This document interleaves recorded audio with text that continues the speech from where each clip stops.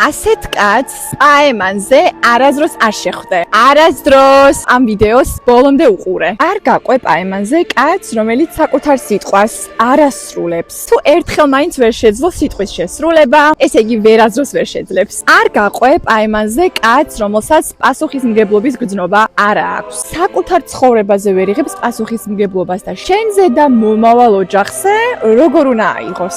არ გაყვე პაემანზე კაცს, რომელსაც პრობლემების მოგვარება არ შეუძლია. ასეთი კაცის გვერდით ყველა პრობლემის მოგვარება შენ მოგიწევს.